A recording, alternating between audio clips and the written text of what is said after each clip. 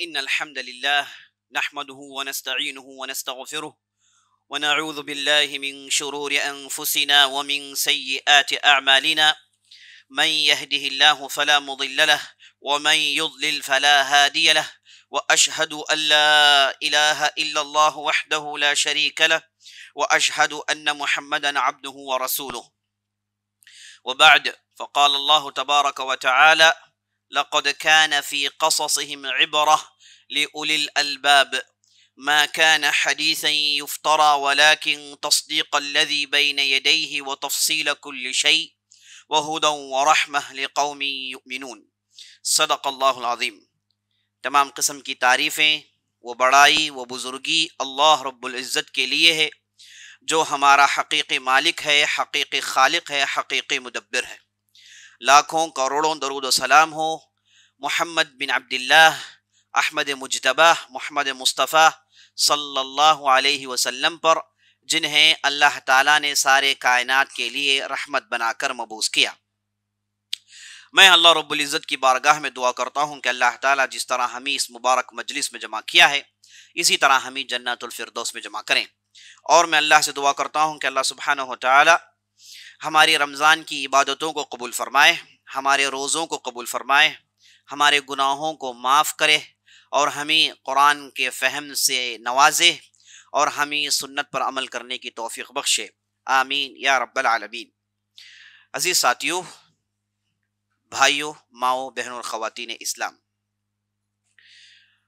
हमने गुज़िश्ता की मजलिस में खिलाफत उस्मानिया को लेकर उसकी अहम तारीख़ और उसके अहम खुलफा की सवानेह उम्री आपके सामने लाने के सिलसिले का आगाज़ किया है। हमने कल की मजलिस में उस्मान अल अव्वल, जो खिलाफत उस्मानिया के बानी हैं, उनकी कैसी परवरिश होती है और वो कैसे तरक्की करते हैं और मामूली एक कबीले के सरदार से लेकर एक इमारत के अमीर कैसे बन जाते हैं, इसकी हमने हल्की फुल्की तफसील आपके सामने हमने रखी।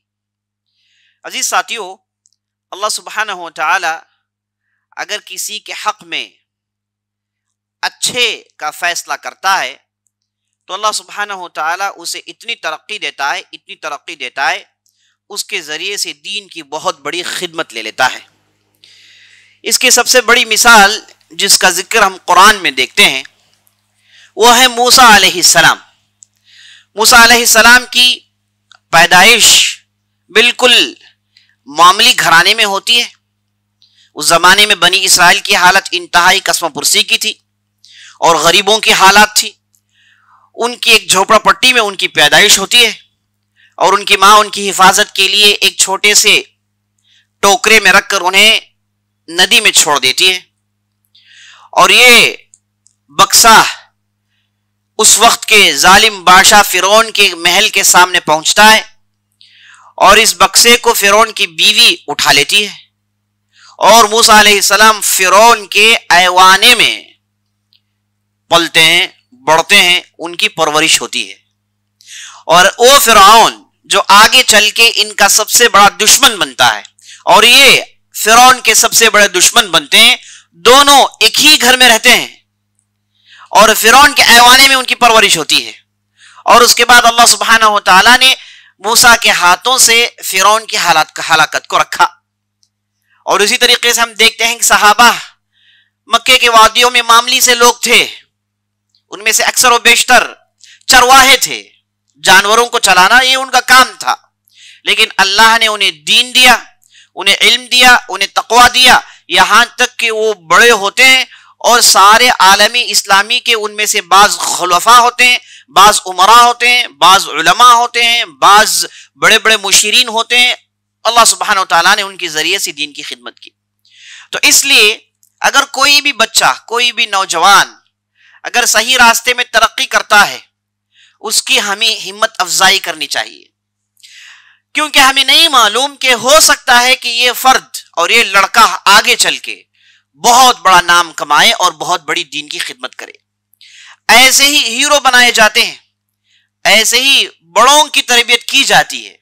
लेकिन आज हमारे माशरे में जहां पर इस ताल्लुक से कोई गौर नहीं करता, ऐसे नौजवान जिनके अंदर ढेर सारी सलाहियतें हैं, जो अच्छा पढ़ सकते हैं, अच्छा कर सकते हैं, अच्छी तरक्की कर सकते हैं, उनकी उन अहमियतों को, उनकी उन खूबियों को लोग उसे जो है तराशते नहीं, उसे निखारते नहीं, बल्कि उन्हें जाया करने दे देते हैं। यह अफसोस का मंजर है जो आज हमारे माशरे में देखने को मिलता है। इसलिए अजीज साथियों, माओ बहनों, हमारी ये जिम्मेदारी बनती है कि जहां कहीं भी हमने किसी भी एक लड़के के अंदर, किसी भी बच्चे के अंदर किसी भी किस्म की खूबी हमने देखी, तो हम उसकी सताइश करें, उसकी पजीराई करें, उसकी तारीफ करें और उसे इनकरेज करके तरक्की के रास्ते में डालें। ऐसे ही हीरोज बनाए जाते हैं। हीरोज ऐसे ही निकल नहीं आते, बल्कि उसके पीछे बाकायदा मेहनत होती है। तो हम जिसकी तारीख देख रहे हैं, उस्मान अव्वल, उनके पीछे उनके वालिद की मेहनत और तुगरल, और उनके जो इल्मी शेख जिनका नाम अदीब अली था, उनकी मेहनतों का नतीजा कि उस्मान जैसी शख्सियत निकल आई और आगे चल के खिलाफत उस्मानिया के एक बहुत बड़े बानी बनते हैं। तो अजीज साथियों, इनकी जिंदगी में हमारे लिए ये बहुत बड़ी इबरत है, जिसे हम और आपको समझना चाहिए और हम और आपको इसे अपनी जिंदगी में इंप्लीमेंट करना चाहिए। अल्लाह से दुआ करिए कि अल्लाह सुब्हानहू व तआला हमारे माशरे में ऐसे बेहतरीन अफराद निकाले जिनके जरिए से दीन की क़ियादत हो और जिनके जरिए से दीन की बहुत बड़ी खिदमत हो। आमीन या रब्बल आलमीन। तो चलिए, उस्मान अव्वल के ताल्लुक से हमने कल की मजलिस में चंद बातें सुनी थी, उसे थोड़ा रिकैप करके अपनी बात को आगे बढ़ाते हैं। हमने कल की मजलिस में देखा कि उस्मान अव्वल, जिन्हें एक कबीले का सरदार बनाया जाता है, और उनके वालिद जिनका नाम उर्तुगरल था, ये वो आदमी हैं जिन्होंने कबीले काई को तरक्की दी, जिनमें सिर्फ 400 लोग हुआ करते थे। उन्हें इन्होंने एक बहुत बड़ी एक ताकत बनाई और उन्होंने उस वक्त के सुल्जूकी बादशाह की मदद करके उन्होंने एक गांव इस कबीले के लिए ले लिया जिसका नाम सकोड़ था, और इसके जरिए से आगे चल के बहुत तरक्की हुई। और उनके वालिद सुलेमान शाह, जो एक नहर में गर्क होकर वफात पा जाते हैं, उनकी कुछ खास कामयाबियां नहीं थी। और उनके वालिद उस्मान अल कबीर, जो हिजाज से हिजरत करके कोनिया गए और वहां पर काई कबीले से इनके ताल्लुकात कायम हो जाते हैं, और वहां पर इन्होंने इस कबीले की सरदारी हासिल की और कबीले के सरदार और ज़ईम बन जाते हैं। और इनके सरदार बनने के बाद कबीले के अंदर जो होनहार अफराद थे वो निखर कर सामने आते हैं, और जिनके जरिए से आगे चल के आपने देखा कि बहुत बड़ा काम हुआ। तो उस्मान अव्वल के ताल्लुक से हमने कल की मजलिस में देखा कि इन्होंने अनाजोल में, जहां सकोड़ो नामी एक छोटे से करिए में इनका आगाज होता है, वहां से ये तरक्की करते हैं और आसपास के छोटे छोटे करियों के किलों को, छोटे छोटे किलों को जहां पर ईसाई बजंतीनी की हुकूमत थी, इन किलों को अपने कब्जे में लेते हैं। यहां पर आप अनाजोल के इस इलाके को समझ लीजिए, इसे इंग्लिश में अंटालिया कहते हैं। ये तुर्किया जो आज है उसके साउथ का हिस्सा है। पूरा आप तुर्किया जोड़ेंगे तो तुर्किया का नॉर्थ और साउथ दो हिस्से बनते हैं, और एक तरफ इस्तांबुल है। तुर्किया का एक हिस्सा यूरोप में है और एक हिस्सा एशिया में है। इसीलिए तुर्किया दोनों कॉन्टिनेंट से इसका ताल्लुक है, एक हिस्सा यूरोप में है और एक हिस्सा एशिया में है। तो अनाजोल उस इलाके को कहते हैं जो हिस्सा एशिया में है और जो हिस्सा साउथ में पड़ता है, इस इलाके को अनाजोल कहते हैं। यहां पर 3 बड़ी बड़ी मशहूर बस्तियां थी उस जमाने में। एक बस्ती जिसका नाम बरोसा, दूसरी बस्ती जिसका नाम नीकिया, और तीसरी बस्ती जिसका नाम नीकिया मीडिया। ये 3 अहम सिटीज हैं जो आज भी हैं, लेकिन नाम उनके मुख्तलिफ हैं। ये तीनों सिटीज बेजेंटीन ताकतों के पास थी, ईसाई बेजेंटीन के पास ये 3 सिटीज थी। तो जब उस्मान अव्वल ने अपने कबीले को उसे तरतीब देकर सकोड़ के इलाके में उन्हें बसाया और आसपास के किलों को अपने कब्जे में लिया, तो ये छोटा सा करिया एक छोटे से सिटी का शक्ल इख्तियार कर लेता है। और उसके बाद इनकी कामयाबियों को देखकर, इनकी तरक्की को देखकर, हमने कल की मजलिस में सुना कि सल्जूकी बादशाह जिनका नाम अलाउद्दीन सल्जूकी सालिस था, वो उस्मान अव्वल को बुलाते हैं और वो उन्हें अब एक अमीर का दर्जा देते हैं, यहां पर 2-3 बातें आपको समझने की। पहली बात यह समझने की है कि ये सल्जूकी गवर्नर कौन है जो उस्मान अव्वल को अमीर बनाते हैं? आखिर इनके अंदर इतनी ताकत कहां से आई? तो आपको समझ लेना चाहिए कि सल्जूकी, इनका ताल्लुक अब्बासी खिलाफत से है। ये अब्बासी खिलाफत के गवर्नर्स हैं और जितने भी इलाके थे, खास तौर पर अनाजोल और दूसरे तुर्किया के जितने भी ममालिक थे, वहां पर सल्जूकियों की हुकूमत थी और सल्जूकी ये अब्बासी खिलाफत के मातहत थे। गोया के खलीफा के एक गवर्नर्स थे, खलीफा के ये सलातीन थे। लेकिन ये वो जमाना है, मैंने आपको पहले बताया, जिस दिन उस्मान अव्वल की पैदाइश हुई उस दिन खिलाफत अब्बासिया गिर गई। 656 हिजरी में खिलाफत अब्बासिया गिर गई और खिलाफत अब्बासिया को गिराने के पीछे तातारियों का बहुत बड़ा हाथ है। ये तातारी कौन है? ये मंगोल से अचानक बाज वहशी कबाइल निकलते हैं, पता नहीं किसकी इबादत करते हैं, पता नहीं ये किस किस्म के इंसान थे, लेकिन इन्होंने आलमी इस्लामिया में एक क़यामत बर्पा कर दिया। जहां कहीं भी गए लोगों को इन्होंने बेतहाशा कत्ल किया, यहां तक कि बगदाद के उस सिटी के अंदर घोड़ों के घुटनों तक इन्होंने खून बहाया। इतना भयानक हंगामा इन्होंने मचाया। उस वक्त एक बहुत बड़े मौर्रिख जिनका नाम इब्न असीर है, उन्होंने तारीख की बहुत ही अहम किताब लिखी अल कामिल फित तारीख के नाम से, अल कामिल फित तारीख के नाम से। उन्होंने उसमें कहा कि हमने तो यहां पर क़यामत समझ लिया। इन लोगों ने जो मजालिम ढाए, इन लोगों ने जिस अंदाज से खून बहाया, कत्लो गारतगिरी आम की, हमने तो यह समझ लिया कि यहां पर क़यामत बर्पा हो गया है। उस वहशियाना अंदाज से इन लोगों ने बदतरीन सुलूक किया इंसानियत के साथ।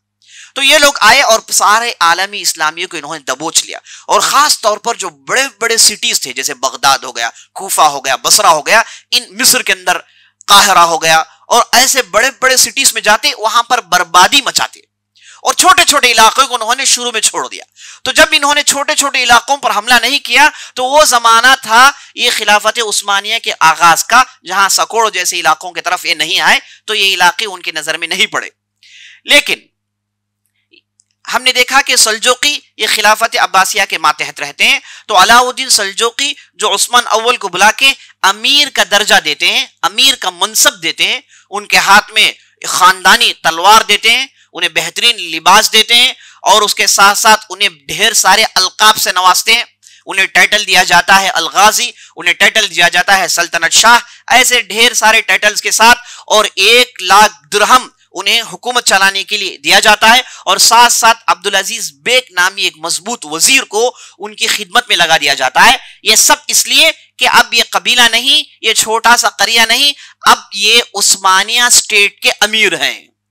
तो ये अलाउद्दीन सल्जूकी थे जिन्होंने उस्मान अव्वल को अमीर बनाया। तो आपको मालूम हो गया कि सल्जूकी के हाथ में ये ताकत इसलिए कि इनका बैकअप खिलाफत उस्मानिया से, खिलाफत अब्बासिया से हो रहा था। अब जब खिलाफत अब्बासिया गिर गई, ततारियों ने मुख्तलिफ इलाके जो सल्जूकियों के हाथ में थे उन पर भी हमले किए और उनमें भी उन्होंने बहुत कुछ लूटा। यहां पर मुझे एक अहम वाकया आ जाता है जो उस्मान अव्वल की जिंदगी में बहुत ही अहम वाकया है। जब सुल्तान अव्वल की तरक्कियां हो गई, किलों को फतह किया, ईसाइयों को अपने मातहत किया, तो उन्हें अमीर बनाया गया। इन्होंने अपनी तरक्की को नहीं रोका। वो जमाना था जब ये किले का ईसाई अमीर उस्मान अव्वल को यह टाइटल मिलने के बाद एक दावत देता है, कहता है कि मेरी लड़की की शादी है, आप जरूर तशरीफ लाएं।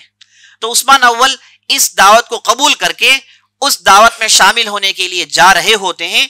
इतने में उस्मान अव्वल के एक पुराने साथी जिनका नाम कोसा मीखाइल था, जो कि ईसाई थे, उस्मान अव्वल के बचपन के साथी थे। ये दोनों मिलकर शिकार खेलते थे। मैंने आपको बताया काई कबीले का असल खाने पीने का जरिया शिकार से पूरा होता था, चूंकि नौमड़ी कबीला था। तो ये वो जमाने का दोस्त था। तो कोसा मीखाइल ने खत लिख के उस्मान अव्वल से बताया कि नहीं, आपको खत्म करने के लिए यहां पर बेहतरीन साजिश रची जा रही है, बल्कि बदतरीन साजिश रची जा रही है। उसने दलाइल से साबित किया उस्मान अव्वल को कि देखो तुम्हें खत्म करने के लिए पूरा प्रोग्राम है। तो उस्मान अव्वल बजाय इसके कि वो दावत का इनकार करते, उन्होंने कहा तो अब हमको जाना ही जरूरी हो गया। जब उन्होंने हमें खत्म करने के लिए दावत दी तो हमें जाना जरूरी है। तो उस्मान अव्वल अपने साथ 40 बेहतरीन सिपह सालारों को लेते हैं और सब से कहते हैं कि सब आप बुर्का ओढ़ लें, औरतों की तरह लिबास पहन लें, हम जाएंगे दावत अटेंड करने के लिए। तो जाते हैं, दावत में बैठते हैं और खाना पीना होता है। तो वो लोग हमला करने के लिए जो उमला तैयार किए हुए थे वो अचानक हमला करने के लिए आता है। तो उस्मान अव्वल एक चीख लगाते हैं तो सब अपने अपने पर्दों से निकलते हैं नंगी तलवारों के साथ और यहां पर इन लोगों का मामला तमाम किया जाता है और इस ईसाई जो अमीर था उसे पकड़ा जाता है, उसे अरेस्ट किया जाता है और उसने खुद अपने किले को दावत देके उस्मान अव्वल के हाथ में कर दिया। उस्मान अव्वल ने इस पूरे किले को अपने कब्जे में कर लिया। तो एक नमूना है कैसे उस्मान अव्वल होशियार और समझदार थे। इन्होंने जैसे ही अपनी इमारत का आगाज किया तो साथ साथ उन्होंने अपने इंटेलिजेंस को टाइट कर दिया और खिलाफत अब्बासिया सारी दुनिया में उनके इंटेलिजेंस के लिए बहुत मशहूर है। और खास तौर पर खलीफा है जिनका नाम अल मुस्तनसिर बिल्ला था, ये वो आदमी है, कहा जाता है कि इनसे जबरदस्त इंटेलिजेंस दुनिया में किसी ने नहीं बनाया। अगर हिंदुस्तान में अगर कोई एक आदमी कोई चीज खरीदता तो बगदाद के सड़क के बास ताजिरों को मालूम होता कि इसने फलां घंटे में कौन से कपड़े खरीदे, फलां घंटे में कौन सी चीज की इसने डील की। यहां पर हिंदुस्तान के अंदर अगर किसी ने ऐसा किया तो बगदाद के ताजिरों को मालूम हो जाता था और बगदाद की हुकूमत को मालूम हो जाता था कि मिस्र के सड़कों में कौन कौन है और हिंदुस्तान की दिल्ली के अंदर सल्तनतों में कौन कौन इन्वॉल्व है। इस हद तक इंटेलिजेंस को इन लोगों ने बहुत तरक्की दे रखी थी। तो सल्जूकियों ने अब्बासियों से इंटेलिजेंस सीखा और उस्मान अव्वल और उनके वालिद उर्तुगरल चूंकि सल्जूकियों के साथ थे तो इन्होंने इंटेलिजेंस की सलाहियत को पैदा किया। कहा जाता है कि उस्मानी सल्तनत की बुनियाद इसलिए मजबूत हुई क्योंकि इन्होंने इस इंटेलिजेंस और स्पाई के सिस्टम को बहुत ही जबरदस्त मजबूत किया हुआ था। और सलाहुद्दीन अय्यूबी, नूरुद्दीन जंकी, दोनों जो सल्जूकियों से इनका ताल्लुक था तो इनके यहां भी भयानक इंटेलिजेंस था। और सलाहुद्दीन अय्यूबी के ताल्लुक से कहा जाता है कि वो मैदान में उतरने से पहले मैदान जीत लेते थे। उसकी वजह यह थी कि इन्हें पूरी खबरें मिल जाती और दुश्मन की पूरी कमजोरियों से वाकिफ होते और इन्हें मालूम होता है कि कहां पर जर्ब लगाना है और कहां पर मारना है और बड़ी आसानी से मैदान जीत लेते थे। तो सल्जूकियों ने ये जो स्पाई सिस्टम बनाया उससे सलाहुद्दीन अय्यूबी को जहां ढेर सारे फायदे हुए वहां उस्मान अव्वल को भी बहुत ज्यादा फायदा हुआ। तो इन्होंने उसी जमाने में अपने इंटेलिजेंस को टाइट किया हुआ था और बहुत ज्यादा खबरें इन्हें बहुत तेजी से मिल जाती थी। तो ये जमाना था अजीज दोस्तों कि उस्मानी सल्तनत का आगाज हुआ, वो कबीले से इमारत में तब्दील हुए और बड़ी तेजी से अपने बाउंड्रीज को फैलाए जा रहे थे। बहुत सारे इलाके इनके कब्जे में आ जाते हैं। तो उस्मान अव्वल को जब टाइटल मिला तो इन्होंने जितने भी इनके दुश्मन थे, खासतौर पर ईसाई, वो पूरा इलाका ईसाइयों का था। अनाजोल इनका नॉर्थ का हिस्सा, ये पूरा जिसे कॉन्स्टेंटिनोपल कहा जाता है, ये पूरा ईसाई बेजेंटीनियन के पास था। ये बेजेंटीनियन ये रोमन्स के हमेशा दुश्मन रहे। बेजेंटीनियन ये ऑर्थोडॉक्स क्रिश्चियंस हैं और कैथोलिक क्रिश्चियंस हैं ये यूरोप के। इन दोनों के दरमियान हमेशा से भयानक इख्तिलाफात थे जिसका मैंने कई मरतबा जिक्र किया। तो ये जो बेजेंटीनी हैं इनसे मुकाबला हुआ शुरू में उस्मान अव्वल का। तो इन्होंने अपने दुश्मनों के खिलाफ साफ साफ खत लिख के उन्हें बता दिया कि देखो भाई, अब आपके सामने 3 ऑप्शंस हैं।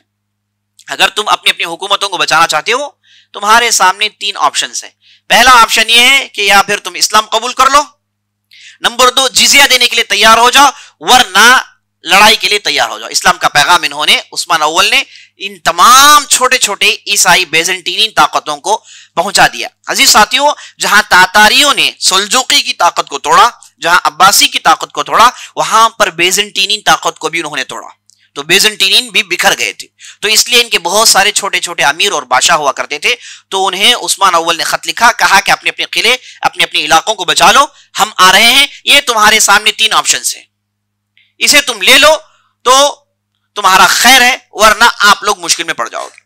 तो जैसे ही उस्मान अव्वल ने यह ऐलान किया तो सबसे बड़ा फायदा उस्मान अव्वल को यह हुआ कि जितने भी मुसलमान, तुर्की मुसलमान, तुर्कमानी मुसलमान, अरब मुसलमान, फारसी मुसलमान जो अपने अंदर दीन रखते थे, ये सब आ गए उस्मान अव्वल के इन इलाकों में और बाकायदा आकर सेटल होने लगे।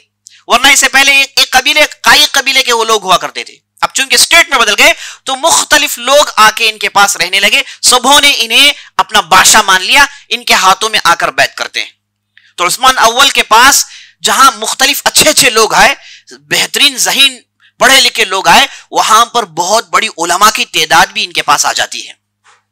उलमा की तादाद बाकायदा आके उस्मान अव्वल की तरफदारी करते हैं और उस्मान अव्वल की तारीफ में बयानात देते हैं, खुतबे देते हैं और अवाम उस्मान अव्वल के साथ हो जाती है। और अवाम का सपोर्ट होना किसी भी बादशाह के लिए बहुत बहुत जरूरी होता है। तो ये काम उस्मान अव्वल के लिए जो उलमा इनके साथ आकर जुड़े, उन्होंने काम कर दिखाया।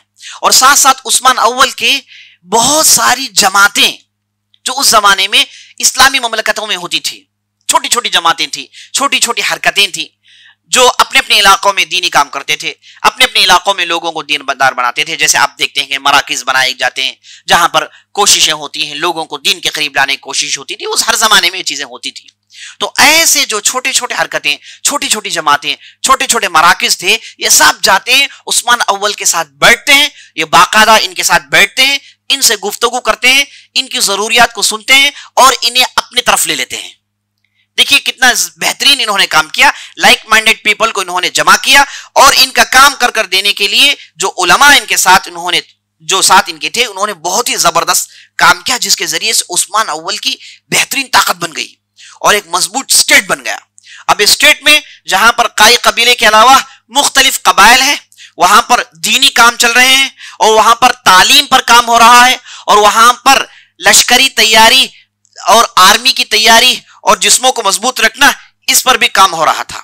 तो जैसे उस्मान अव्वल एक बेहतरीन स्टेट बन गए और उन्होंने ये ऐलान किया, तो आसपास के बहुत सारे ईसाई जो बेजंतीनी थे, उनमें से बाज लोग जिजिया देने के लिए तैयार हो गए और बाज लोगों ने मुकाबला किया और उनके पूरे इलाकों को उस्मान ने बड़ी आसानी से अपने कब्जे में ले लिया। लेकिन ये जो 3 अहम सिटीज थे, एक का नाम बोरसा, एक का नाम नीकिया, एक का नाम नीकिया मीडिया, ये 3 सिटीज, इस पर उस्मान अव्वल की शुरू से नजर थी कि इन 3 सिटीज को अपने कब्जे में ले। इसके लिए पूरी तैयारी कर रहे थे, लेकिन वो अपनी जिंदगी में कर नहीं पाए। बाद में उनके लड़के आए जिनका नाम और खान था, उन्होंने काम कर दिखाया। तो जब उस्मान ने अपनी सल्तनत की बेस को फिक्स कर लिया, तो वहां पर उस्मान अव्वल ने बेजंटीनी के साथ लड़ाई का जो सिलसिला शुरू किया। इसके बदले में हुआ ये कि बेजंटीनी ने अपने बादशाह के जरिए से उस्मान पर हमला कर दिया, जिस लड़ाई का नाम मारके बाफियूस। ये ऐसी लड़ाई है जिसे हम कहते हैं कि तारीख उस्मानी में सबसे बड़ा टर्निंग पॉइंट है, मारके बाफियूस। ऐसी लड़ाई जिसके जरिए से बेजंटीनी की पूरी ताकत खत्म कर दी गई थी। तो ये बहुत ही अहम लड़ाई थी जिसमें अल्लाह ने बड़ी आसानी से उस्मान अव्वल को जीत दे दी। अब ये वो जमाना था कि जब एक तरफ से उस्मान अव्वल तरक्की कर रहे थे और सल्जूकियों की ताकत टूट रही थी और सल्जूकियों की इन्हें पुष्पनाई बैक सपोर्ट हासिल थी। तो तातारी, खासतौर पर एक जालिम जिसका नाम महमूद गाजान था, इसने अलाउद्दीन सल्जूकी को बुलाया, जिसने उस्मान अव्वल को तरक्की दी थी, उसे बुलाता है और बाकायदा कत्ल कर देता है। इस जुर्म में कि उस्मान को तुम्हें कत्ल करना चाहिए था, लेकिन तुमने उसे तरक्की दी। कैसे तुम तरक्की दे सकते हो? इस जुर्म में उन्हें भी कत्ल कर दिया जाता है। तो माना यह कि सल्जूकी सल्तनत भी खत्म हो गई। अब यहां पर अब्बासी खिलाफत भी खत्म हो गई। अब ताकतें एक ततारियों की, मुगलों की है और एक ईसाइयों की है। इस्लामी खिलाफत, इस्लामी हुकूमत जो बड़े लेवल में रिप्रेजेंटेशन करे, कोई हुकूमत नहीं थी। तो उस्मान अव्वल को और मैदान खुल गया और ये बड़ी तेजी से अपनी हुकूमत की, अपनी सल्तनत की जड़ों को मजबूत कर रहे थे। तो अजीज साथियों, उस्मान अव्वल जब अपने पूरे इलाकों को कब्जे में कर लिया, तो बोरसा जो अहम सिटी है उसके लिए तैयारी करते हैं और बहुत बड़ा लश्कर लेकर जाते हैं, उसका मुहासरा करते हैं और 10 साल तक मुहासरा करते रहते हैं। एक नहीं, दो नहीं, 10 साल तक मुहासरा करते रहे और इसी असना में वो वफात पा जाते हैं।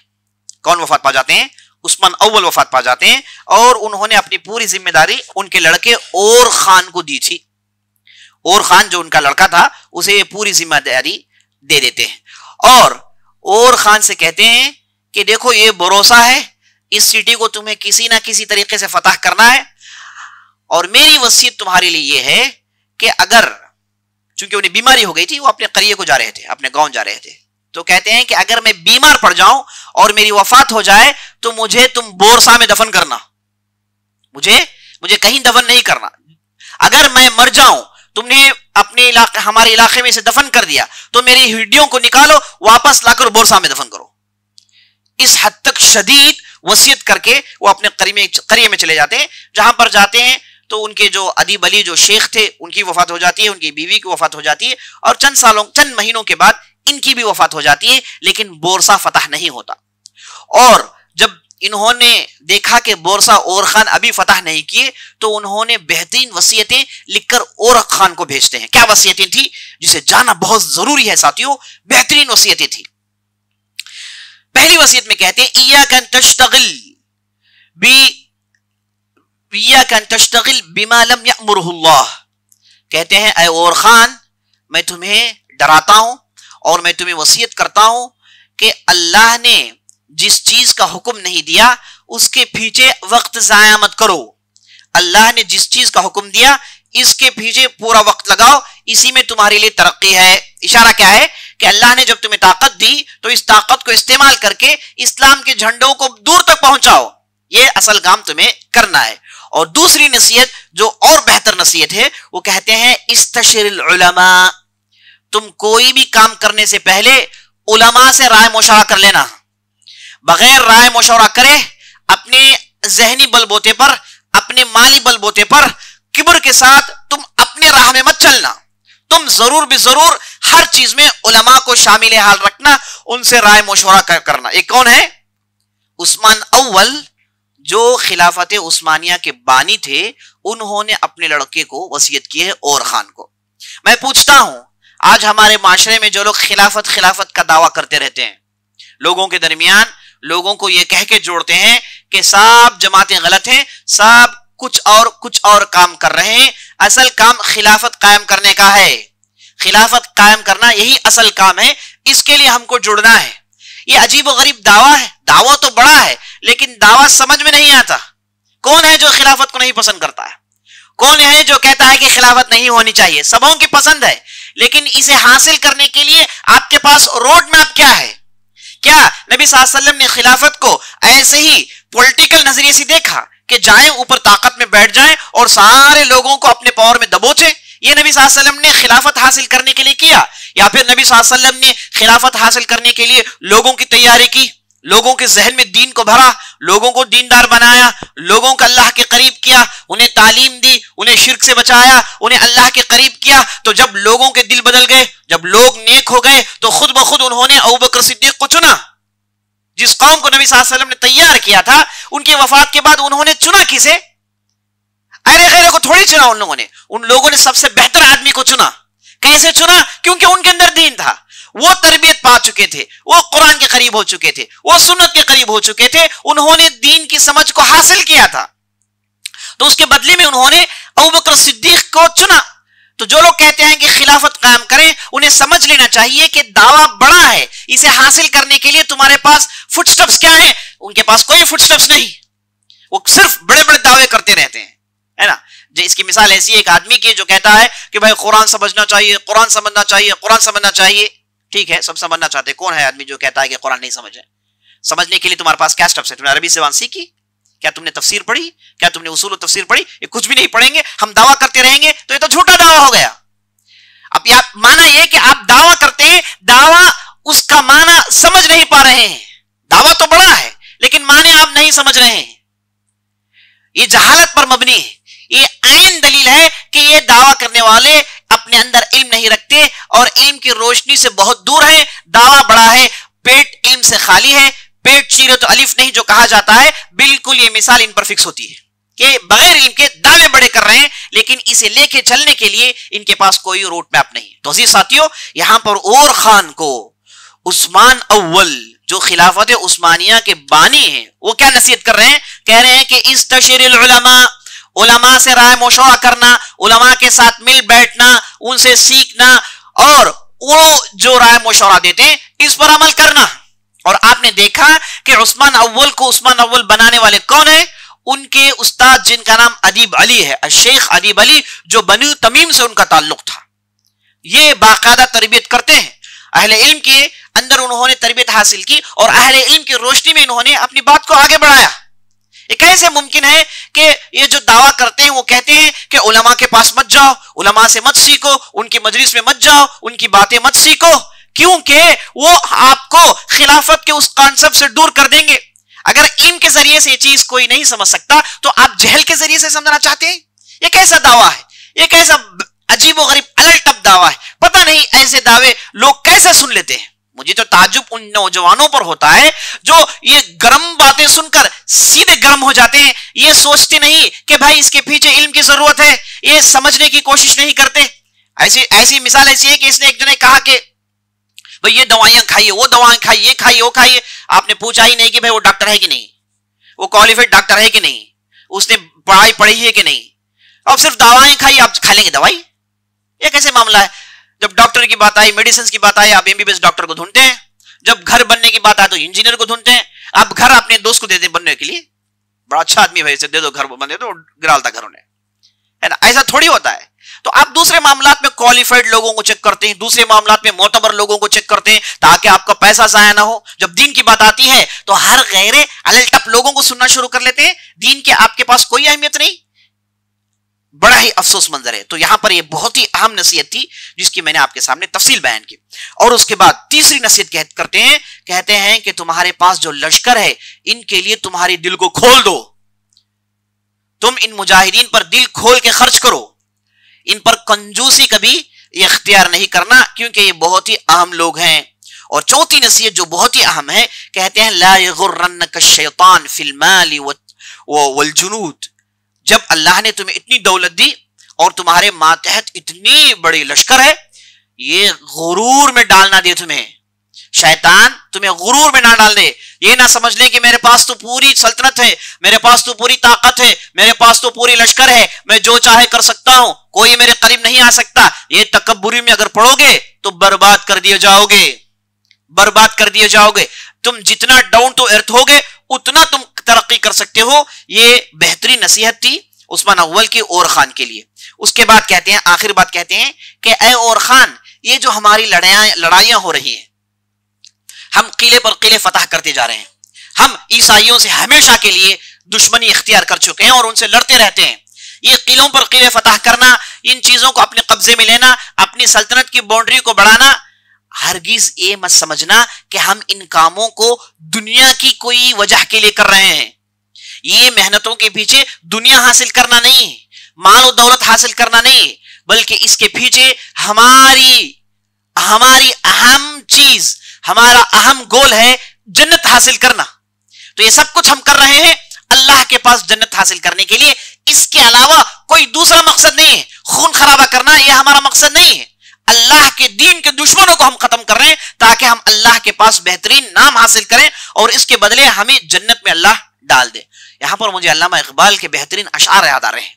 वो ऐसे बेहतरीन मुजाहिदीन, ऐसे बेहतरीन अल्लाह के लोगों को देखकर ये बेहतरीन अशार पढ़ते हैं। कहते हैं, ये गाजी ये तेरे पुर असरार बंदे, जिन्हें तूने बख्शा ज़ौक़े खुदाई, दो नीम इनके ठोकर से दरिया व सहरा, सिमट के पहाड़ इनके हैबत से राई, दो आलम को करती है बेगाना दिल को, अजब चीज है लज्जत आशनाई, शहादत है मतलूब व मकसूद है मुमिन, ना माल गनीमत ना किश्वर कुशाई।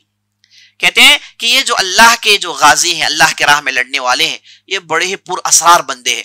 पुरअसरार का माना, इनके अंदर इनकी दिल की हालत, अल्लाह के करीब होने की जो हालत है, ये बाहर नजर नहीं आती।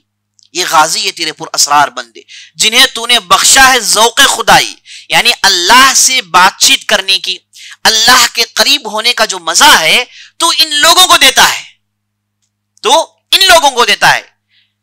जो लोग इस मजे से वाकिफ नहीं है कि अल्लाह के करीब होकर, अल्लाह की कुर्बत हासिल करके, इबादत के जरिए से, कुर्बानियों के जरिए से आदमी जो ईमान को बढ़ाता है, इसमें जो मजा है ये अल्लाह सबको नहीं देता। बस लोगों को ये चीजें समझ में नहीं आती। तो कहते हैं कि ये जो खुदा का ज़ौक़ है, ये बहुत बड़ी बात है। उसके बाद कहते हैं कि जब अल्लाह ने इन्हें अल्लाह की मोहब्बत दे दी तो होता क्या है, दोनी इनके ठोकर से दरिया व सहरा, ये ठोकर मारे तो दरियाओं के सहरा सब इनके सामने टूट जाते हैं, समट के इनकी हैबत से पहाड़ राई, इनके अंदर अल्लाह सुब्हानहू व तआला इतनी हैबत डालता है कि इनकी हैबत को देखकर कुफ्फार गोया के पहाड़ के सामने राय का दाना बन जाते हैं, वैसे कुफ्फार हो जाते हैं। दो आलम को करती है बेगाना दिल को, अजब चीज है लज्जत आशनाई, यानी अल्लाह की कुर्बत अगर किसी को मिल जाए और अल्लाह का वो वली बन जाए तो इस कुर्बत में जो मजा आता है ये बहुत ही अजब चीज है। और ऐसा करने वाला आदमी दुनियावी चीजों से बहुत दूर हो जाता है। दुनिया की जाह व जलाल, दुनिया की दौलत, दुनिया की खूबसूरती, अशरफियां, दीनार, दिरहम खूबसूरत कपड़े, खूबसूरत बीवियां, इन तमाम चीजों से वो दूर हो जाता है। इन चीजों में से मजा नहीं आता। उसे मजा आता है अल्लाह के करीब होने में, उसे मजा आता है इबादत करने में, उसे मजा आता है रोजे रखने में, अल्लाह की वजह से भूख झेलने में जो उसे मजा आता है, बेहतरीन खाने खाकर वो मजा नहीं आता उसे। तो ये होता है जब अल्लाह अपने बंदों को चुन लेता है। शहादत है मतलूब व मकसूद है मुमिन। मुमिन जो है ये दुनिया में रहता है, सब कुछ करता है, उसका टारगेट क्या होता है कि अल्लाह के राह में अपने आप को सुपुर्द कर दें, अल्लाह के राह में शहीद हो जाएं। ये पुरअसरार बंदों का मकसद होता है। ये जो बड़े बड़े नाम आपने सुना, बड़े बड़े अलकाब आपने सुने, अमीर बनना सुना, गवर्नर बनना सुना, ये सब इनके सामने मकासद नहीं होते, ये हासिल करना मकसद नहीं होता। इनका मकसद होता है अल्लाह के राह में शहादत हासिल करना। शहादत है मतलूब व मकसद मोमिन, ना माल गनीमत ना किशोर कुशाई। ये लड़ते हैं माल गनीमत के लिए नहीं, ये लड़ते हैं दौलत मनसब हासिल करने के लिए नहीं।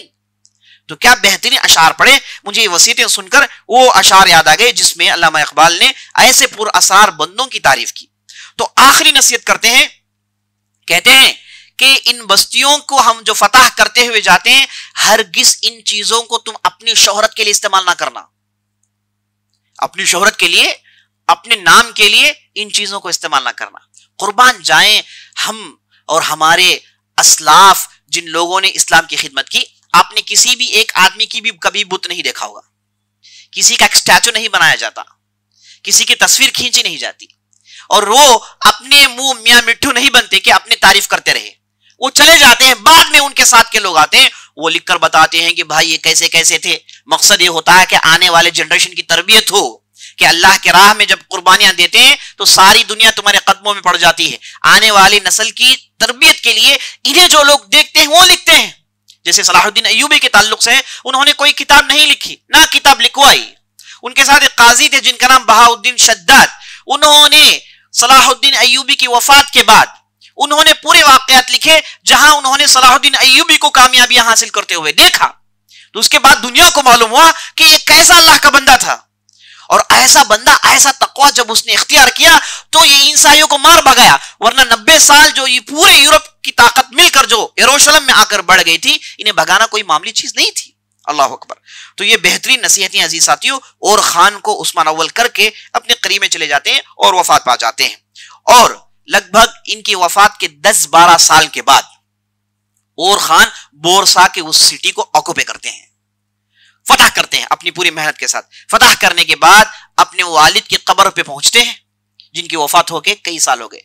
तो उनकी कब्र को खोदा जाता है और उनकी कब्र में जो हड्डियां थी उन हड्डियों को लेकर जाया जाता है और बोरसा में दफनाया जाता है। ये इनकी वालिद की वसीयत थी।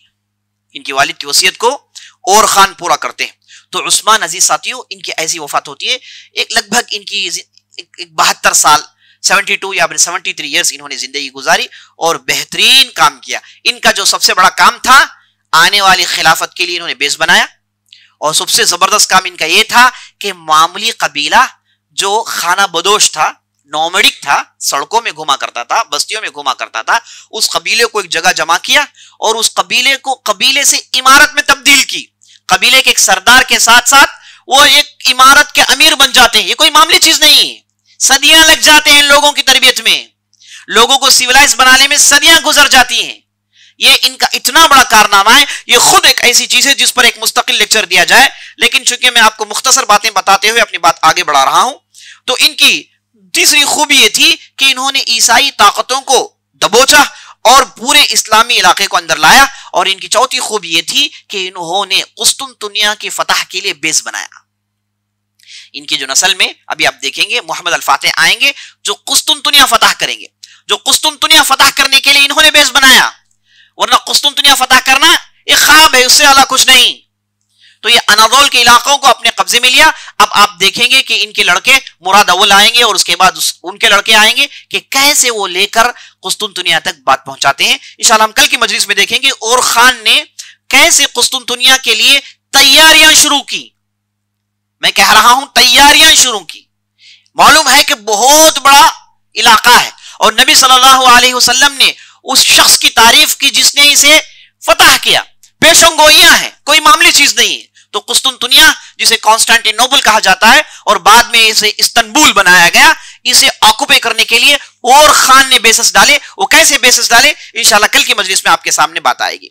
तो उस्मान अव्वल की वफात के बाद उस्मान अव्वल के 7 लड़के थे, और खान दूसरे थे, और उनके बड़े लड़के जिनका नाम अलाउद्दीन था, बड़े लड़के जिनका नाम अलाउद्दीन था, और दूसरे लड़के और खान थे। और खान ये मर्द मुजाहिद थे, मैदान के आदमी थे, तेगजनी घुड़सवारी इसमें गैर मामूली महारत थी। तो इनके वालिद इन्हें लेकर मैदानों में लड़ाइयां करते थे। और इनके जो बड़े लड़के जिनका नाम अलाउद्दीन था, ये बेहतरीन आलिम थे, मुफस्सिर और हदीस के पढ़ने वाले, दीन के इल्म हासिल करने वाले तालिब इल्म थे। तो उनके वालिद ने उन्हें वहीं छोड़ दिया, कहा कि आप इसमें अपना वक्त लगाएं।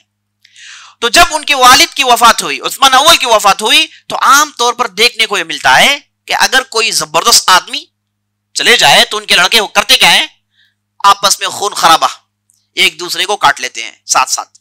कौन सबको काटता है, उस गदी में बैठता है, सीधी सीधी बात। सबों ने यही तवक्को की। और इसके साथ साथ हम कई एक वाकयात देख चुके हैं, जैसे सल्जोक हो गए, और जैसे चंगेज खान जिसने बहुत बड़ी सल्तनत कायम की, वो गया तो लड़के आपस में मर के उसकी पूरी सल्तनत को बेकार कर दी, उसकी पूरी मेहनत को बेकार कर दिया। तो सबों ने यही तवक्को किया कि उस्मान चले गए तो काम खत्म। लेकिन उस्मान ज़हीन आदमी थे, अदीब अली की तरबियत हासिल किए हुए थे। उन्होंने अपने बच्चों को वैसी तरबियत की जो वसीयत में उन्होंने बताई, सबको दीनी तालीम दी थी, दुनिया क्या चीजें बताया था, और सबके साथ बेहतरीन उसलूक करते थे। तो इनके औलाद में कोई झगड़ा नहीं हुआ। तारीख गवाह है, अलाउद्दीन सीधे और खान के पास आते हैं और बाजू बैठकर कहते हैं कि अय और खान, तुम मर्द मुजाहिद हो, तुम मैदानों के सिपह सालार हो, तुम दुश्मनों को पसपा करना जानते हो। मैं इस मैदान का आदमी नहीं हूं, मैं पढ़ाई लिखाई का आदमी हूं, किताबें लिखने वाला आदमी हूं। मैं तुम्हें बेहतरीन राय मशवरे दे सकता हूं, जो अदीब अली का काम है वो काम मैं तुम्हारे लिए कर सकता हूं, लेकिन जिम्मेदारी तुम्ही को संभालना है, मैं आपके हाथ में बैत करता हूं। ये कह के बड़ा भाई छोटे हाथ के भाई के हाथ में बैत करके तारीख रचता है। और लोगों ने देखा कि बहुत बड़ी लड़ाई होने वाली है, लेकिन कोई लड़ाई नहीं होती। बड़ी आसानी से और खान जिम्मेदारी संभाल लेते हैं, और अलाउद्दीन उनके सदर आजम बनते हैं, यानी उनके मिनिस्टर बनते हैं, जो हमेशा से और खान को सलाह मशवरा देते रहे। और उनकी सलाह मशवरा की वजह से क्या बेहतरीन काम हुए, वो इंशाअल्लाह आइंदा की मजलिस में आएगी इंशाअल्लाह।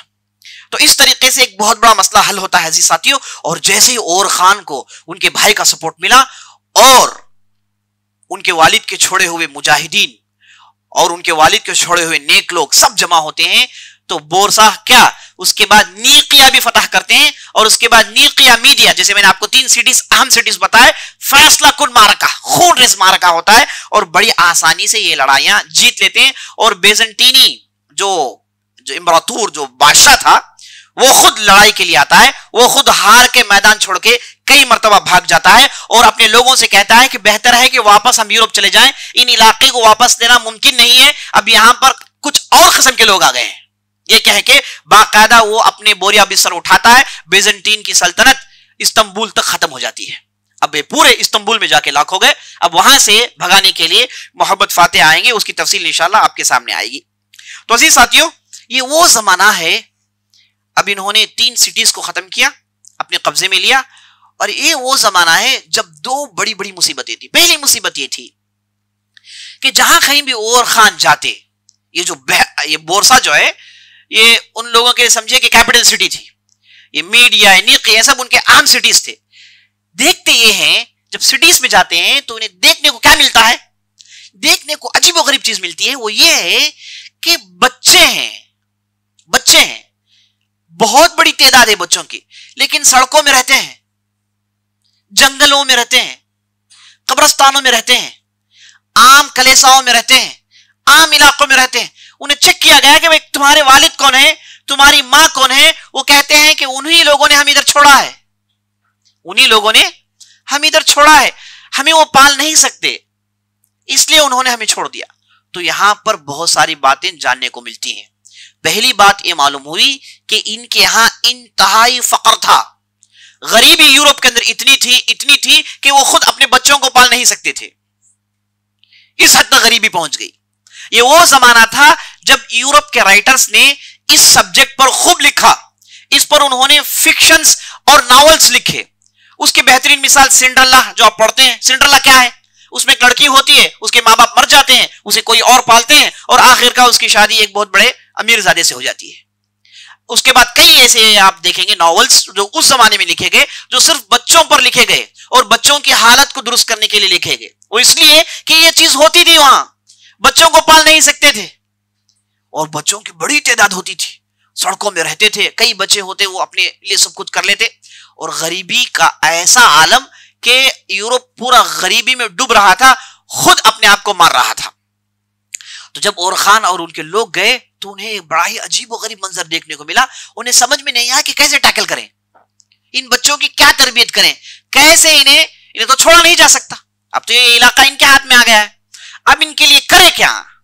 अब आप देखेंगे कि यहां पर अलाउद्दीन जो आलिम साहब थे, उनकी राय कैसे इनके लिए काम आती है। और दूसरा मसला इन लोगों के लिए था कि ये वो जमाना था जब ब्लैक डेथ नामी एक प्लेग यूरोप के अंदर सर उठाने लगा, जिसकी वजह से 1/3 ऑफ यूरोप खत्म हो गया। 10 साल के अंदर 1/3 ऑफ यूरोप खत्म हो गया। इसका इंपैक्ट इतना बड़ा हुआ कि ईसाई जो उस जमाने में जानते थे कि उस्मान ताकत में है और उनकी औलाद ताकत हासिल कर रही है, लड़ने के लिए इनके पास लश्कर में लोग नहीं है, मर गए हैं पूरे। लोगों की किल्लत थी, लोगों की किल्लत थी, तो लोग नहीं है, मर गए अक्सर। तो ये दो बड़े बड़े प्रॉब्लम्स थे जिसे बेहतरीन अंदाज से और खान डील करते हैं। यहां पर खिलाफत उस्मानिया के इल्म और एजुकेशन और एडमिनिस्ट्रेशन पावर आपको देखने को मिलता है।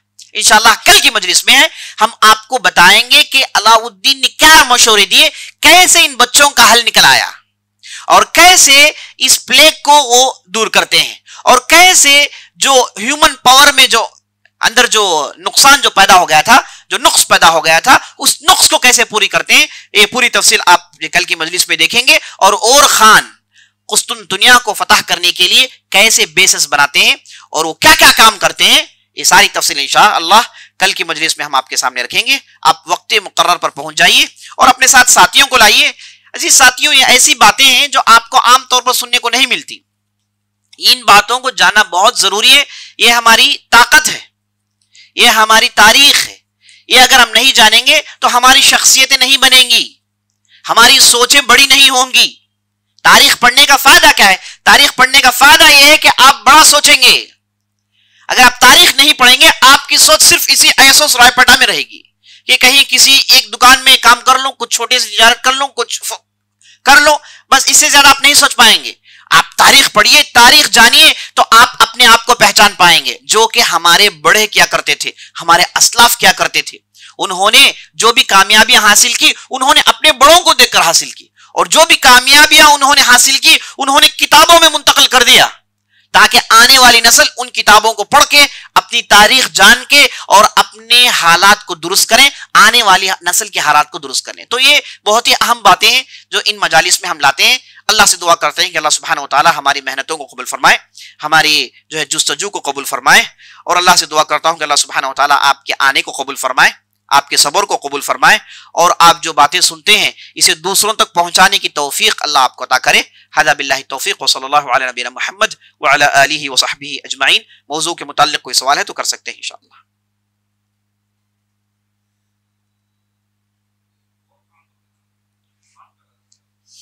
खान ये तुर्की लफ्ज है, फारसी में भी इस्तेमाल होता है। खान बहादुर को कहते हैं, बहादुर को कहते हैं, वॉरियर को कहते हैं।